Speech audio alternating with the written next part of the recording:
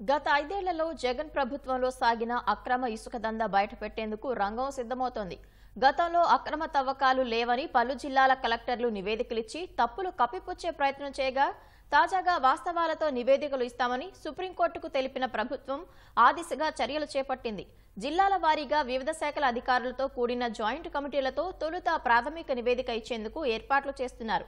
అక్రమ తవ్వకాలపై ఏం చర్యలు తీసుకున్నారనే వివరాలతో నెలాఖరుకు అఫిడవిట్ దాఖలు చేయాలని ఇటీవల సుప్రీంకోర్టు ఆదేశించింది. దీంతో అన్ని జిల్లాల కలెక్టర్లు గనుల శాఖ అధికారులతో పరిశీలన చేయిస్తున్నారు.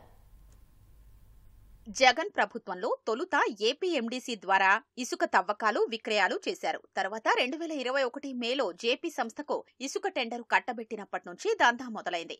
అప్పట్నుంచి ఏం జరిగిందో లెక్కలు తీస్తున్నారు. ఇసుక తవ్వకాలకు పర్యావరణ మదింపు సంస్థ 470 పర్యావరణ అనుమతులు జారీ చేసింది. ఇప్పుడు ఈ జాబితా తీసుకుని పరిశీలన చేస్తున్నారు. రద్దీ ఉన్న రీచ్ పరిధిలోనే ఆ పరిమాణం మేరకే తవ్వారా, పక్కన కూడా తవ్వేశారా అనేది చూస్తున్నారు. అసలు ఈసీ లేకుండా తవ్వేసిన ప్రాంతాల్ని పరిశీలిస్తున్నారు. కేంద్ర పర్యావరణ అటవీ మంత్రిత్వ శాఖ గూగుల్ మ్యాప్స్ సహకారంతో నదుల్లో ఇసుక తవ్వకాలపై నివేదికలు ఇచ్చింది. ఇప్పుడు గనుల శాఖ అధికారులు అదే విధానం పాటిస్తున్నారు. రాష్ట్ర వ్యాప్తంగా నదుల్లో ఇసుక తవ్వకాలు ఆపేయాలని గతేడాది మార్చిలో ఎన్జీటీ ఆదేశించినా తవ్వకాలు ఆగలేదు.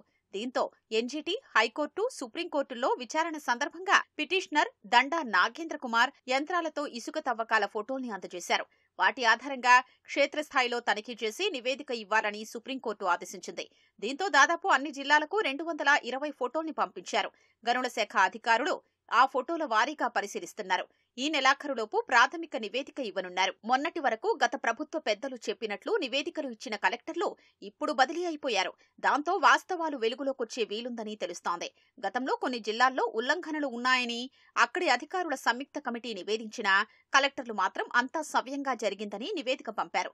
కేంద్ర పర్యావరణ అటవీ మంత్రిత్వ శాఖ ఉమ్మడి గుంటూరు, కృష్ణా, తూర్పు గోదావరి జిల్లాల్లో ఉల్లంఘనలు జరిగాయనడంతో కలెక్టర్ల నివేదికలు తప్పని తేలిపోయింది.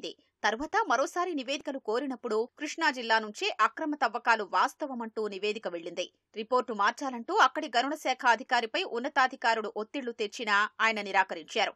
ఈ ఏడాది మే 16న సుప్రీంకోర్టు ఇచ్చిన ఆదేశాల మేరకు అన్ని జిల్లాల్లో కమిటీలు ఏర్పాటు చేసి ఇసుక తవ్వకాలు జరగకుండా చూశారు. అంతకుముందు వరకు జరిగిన ఇసుక దోపిడీ గుట్టు ఈ నెలాఖరుకు సుప్రీంకోర్టుకు అందజేసే నివేదికతో వీడనుంది.